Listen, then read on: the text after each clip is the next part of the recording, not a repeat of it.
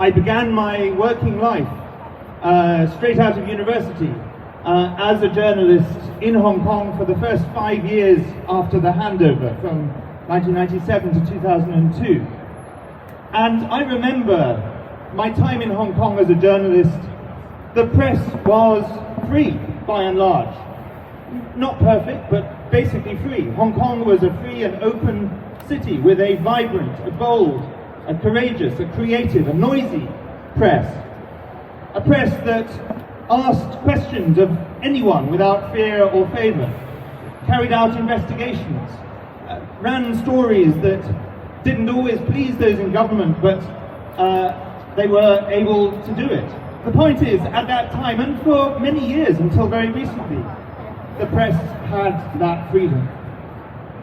For the last 6 months, press freedom has been killed in Hong Kong. It started with the killing of Apple Daily, of course, and many of us said at that time this is the death knell for press freedom.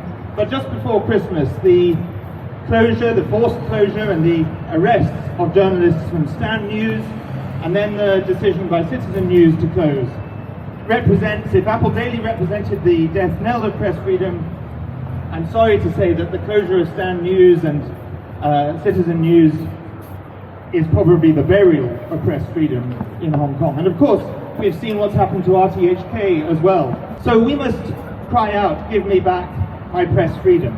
We must call on the world, the international community, governments around the world, to speak out more strongly and to act, not just to act with statements, but to act with action, so that the Hong Kong government and the Chinese Communist Party know that if they do this, at least they will be met with consequences, with sanctions, with paying the price for what they have done.